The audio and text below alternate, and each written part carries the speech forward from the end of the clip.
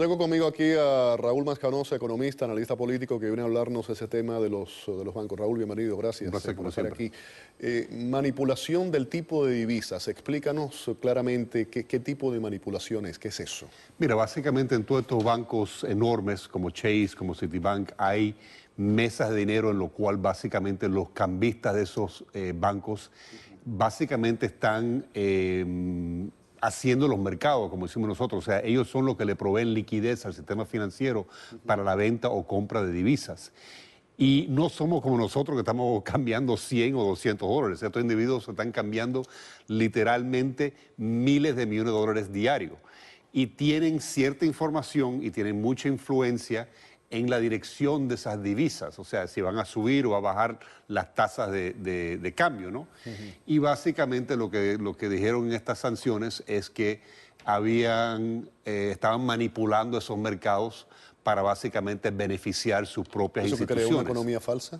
Una economía falsa, o sea, básicamente una estafa, pues. Claro. Porque las leyes son muy claras, o sea, los bancos no pueden manipular, tienen que ser bien transparentes en esas transacciones para que la comunidad de inversionistas le tenga confianza de que los precios que están recibiendo son los precios adecuados y que nadie se está beneficiando extraordinariamente al manipular esos mercados. Ahora, se acusa a esas entidades de no haber aplicado los controles para evitar los problemas. Así es. Y mira, esto es algo que viene ocurriendo ya de hace mucho tiempo, Félix, y eso es la razón por la cual yo creo que este es un tema importante para que la gente sepa lo que está pasando.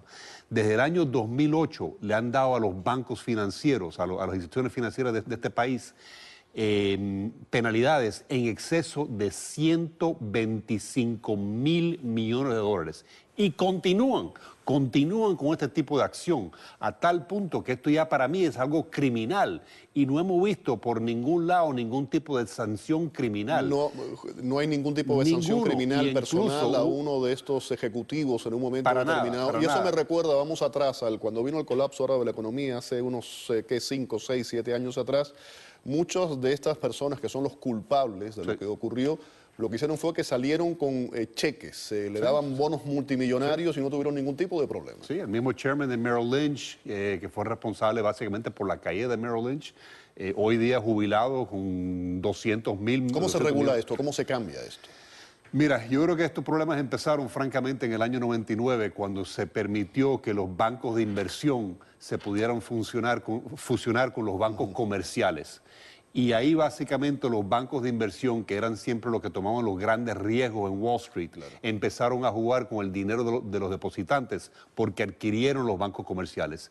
Y yo creo que hay que básicamente establecer esa muralla de nuevo entre los bancos de inversión y los bancos comerciales, y hay que buscar la manera de disminuir el poder de estos bancos tan enormes que hoy día son más grandes que nunca, y francamente el sistema financiero en este país está en peor peligro hoy día de lo que estuvo hace 7, 8 años cuando vino el colapso financiero.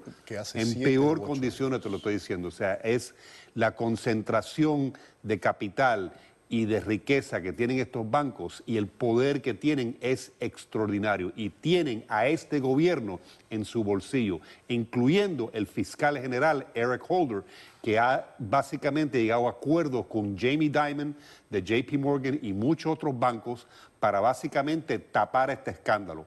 Y los bancos han pagado penalidades, en el caso de JP Morgan Chase, de 9.000 millones de dólares, pero ninguno de ellos han salido acusados de ningún tipo de criminalidad. ¿Vienen más sanciones, más multas? Yo creo que sí, o sea, esto ya se ha convertido, como dicen los americanos, en the cost of doing business. Lo están viendo los bancos como si fuera un relajo, como si vamos a robar X cantidad de dinero y no importa si después nos cogen y nos dan un golpecito en la mano. Palmadita y no pasa nada. Porque para nosotros pagar una multa de 9.000 millones de dólares es como tú y yo sacar 20 dólares del bolsillo y decir, mira, aquí tiene los 20 dólares. Tenemos declaraciones del FCA británica que explica que se trata de una multa sin precedentes. We've announced the largest fines we've ever imposed as an organisation, something like 1.1 billion sterling in total. Those are against 5 banks. And I think it reflects the seriousness of the failings that we've uncovered and the failings which put the integrity of the UK's financial system at risk. The traders put their own interests ahead of their customers. They manipulated the market, or attempted to manipulate the market, and abused the trust, I think, of the public, and certainly us as regulators. The banks' failures to establish adequate systems and controls are what allowed the traders to manipulate the fixed rates across the world's largest currencies, and failings like this seriously undermine confidence in the market. Bueno, pusieron, lo acaba de decir él, ¿no? Pusieron muchos de estos señores sus intereses por delante de los intereses de sus clientes. Y eso básicamente ahí está resumido. Eso es un gran problema, Félix, porque en este país, o sea, todo el mundo supuestamente, incluyendo los bancos grandes o el individuo más pequeño, supuestamente la justicia es igual para todo el mundo. Y eso no es lo que está pasando en este país.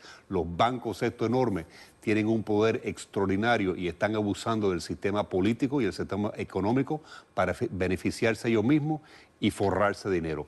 Yo soy un gran creyente en el capitalismo, pero esto no es capitalismo. Esto ya es una oligarquía financiera que básicamente están destruyendo este país poco a poco. Bueno, vamos con otro tema, hablando del bolsillo, de la economía, y vamos a ir aquí al sur de la Florida. La mitad de los floridanos vive por debajo del nivel de pobreza.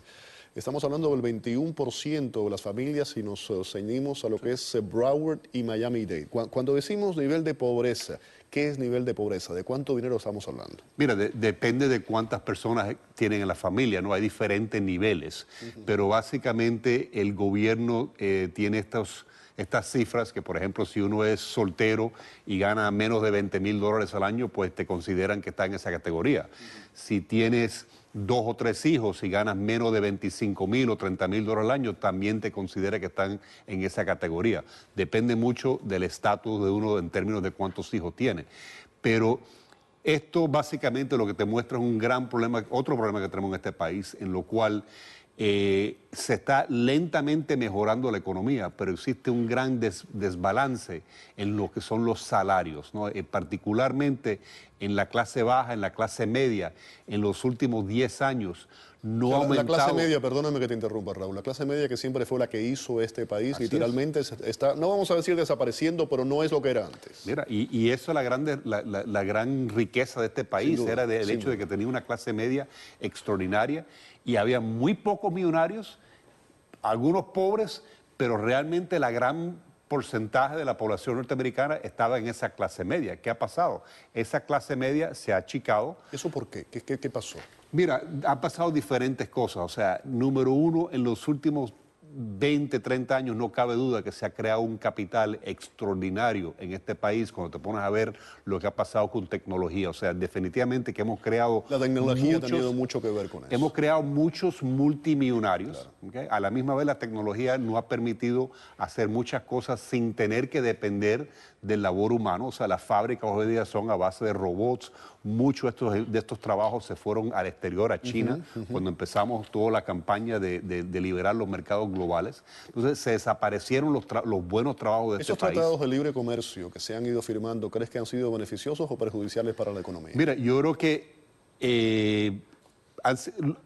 es difícil saber. O sea, si tú vas a esa pregunta, yo digo que el gran error fue que cuando nosotros firmamos estos tratados en los años 90, nunca realmente diseñamos una estrategia para ver cómo íbamos a reemplazar los trabajos que todo el mundo sabía que se iban a ir a México y se iban a ir a China, y eso estaba bajo la administración de Bush y la administración de Clinton, el primer presidente Bush, y la administración de Clinton, que firmaron esos tratados inicial.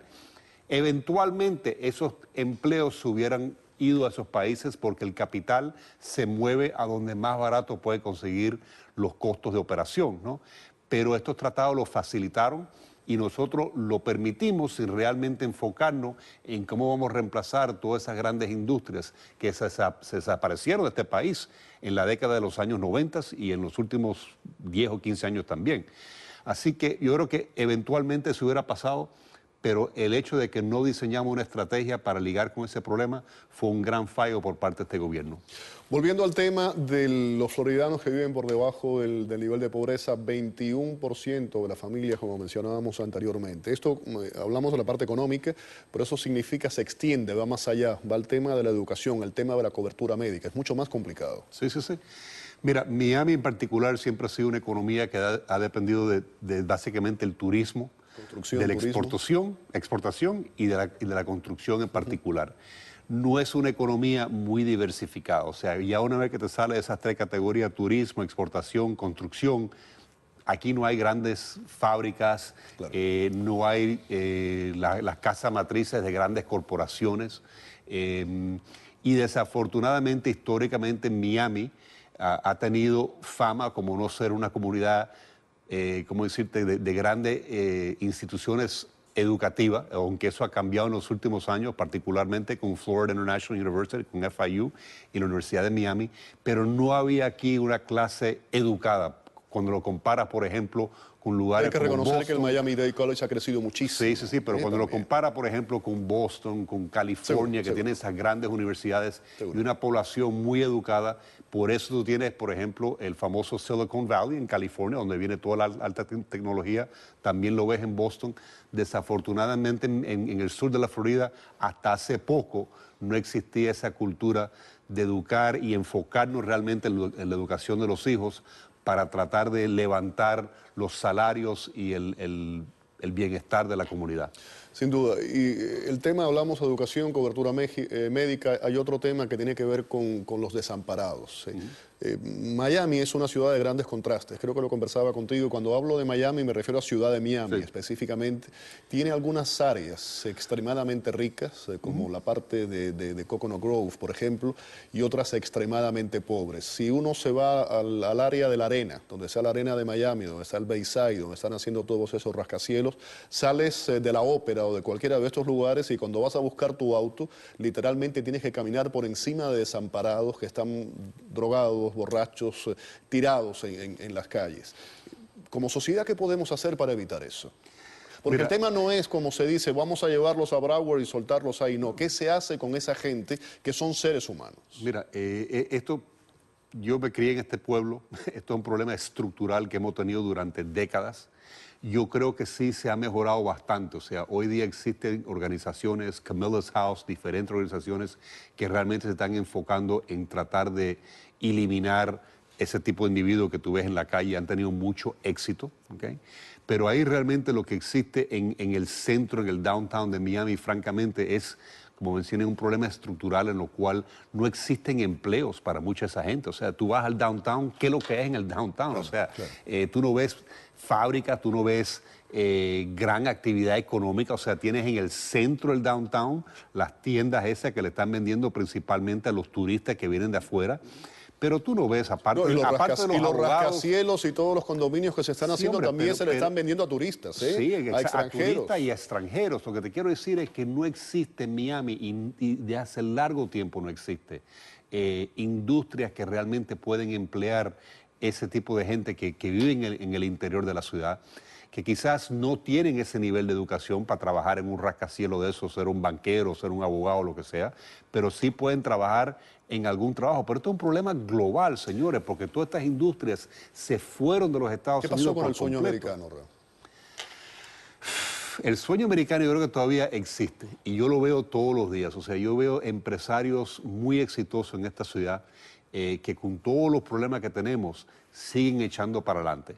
Pero lo que tenemos que hacer es buscar la manera de restablecer ese tipo de empleo en este país, y la manera de hacerlo es con la educación y con el enfoque en la nueva tecnología que existe, porque este es el país líder en el mundo en muchos aspectos de tecnología y deberíamos tomar ventaja de esa tecnología para crear empleo. Un ejemplo muy sencillo, en el sector de energía en este país, y una de las grandes críticas que yo le he hecho a esta administración es que tenemos hoy día la oportunidad de ser un país independiente en el sector de energía, y lo hemos visto ya como ha caído el precio de petróleo a tal punto que la gasolina está por debajo de $3. Vemos lo que está ocurriendo en Europa con la Comunidad Europea y Rusia y la dependencia de gas. Así es, pero en este país, si tú vas a North Dakota, a South Dakota, hay pozos por todos lados, nuevecitos, que básicamente están sacando petróleo y gas natural de abajo de la tierra, o sea, usando nuevas tecnologías.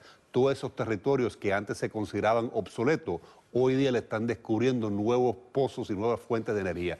Y por eso necesitamos el famoso oleoducto ese del Keystone Pipeline, y este país pudiera empezar a exportar gas y empezar a exportar petróleo. Y eso puede crear grandes empleos, no solamente para la gente que vive en North Dakota y South Dakota, sino por todos los Estados Unidos, porque eso tiene un efecto secundario extraordinario. Ahora, te pregunto, y desde el punto de vista económico y social, estamos hablando solamente no de economía, sino de la parte social también, el mundo ha cambiado. Hablabas de la tecnología. Ese Estados Unidos que tú y yo conocimos en un momento en el que venía un inmigrante, mandaba a sus hijos a la escuela, se ganaban una beca, iban a una universidad, y una familia con un apellido latino podía, el cielo era el límite, podían hacer cualquier cosa. Tu familia es un caso de eso.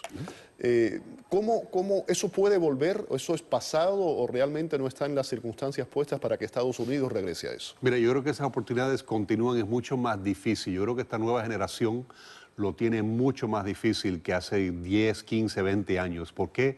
Porque hay mucha más competencia hoy día. O sea, yo vivo relativamente cerca de la Universidad de Miami y yo estoy ahí frecuentemente. Si tú ves, por ejemplo, la cantidad de orientales que están estudiando en la Universidad de Miami, por supuesto. es algo impresionante. Y esa gente pagan los $50,000 para asistir a la Universidad de Miami. Entonces, la Universidad de Miami no tiene que otorgarle becas a esos estudiantes. Entonces, estamos compitiendo hoy día como sociedad a nivel global. Claro. Y eso es algo que no existió hace 15, 20 años. Y la gente hay que tomar en cuenta que ese mundo en lo cual tú y yo nos criamos, ¿no? En lo cual había esa expectativa que uno iba a trabajar para General Electric o un banco y te ibas a jubilar después de 30 años.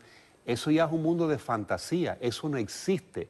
Nadie hoy día se queda en el mismo trabajo por 5, 10 o 15 años, o no sea que eres un burócrata trabajando para el gobierno, o un policía, o un bombero, o alguien así, que básicamente entra en esa carrera y se queda ahí por el resto de su vida. Hoy día las personas están cambiando constantemente y tenemos como individuos que seguir buscando nuevas oportunidades y más educación cada día. Educación, tú lo has dicho. Gracias, Raúl, por haber estado aquí. Como siempre.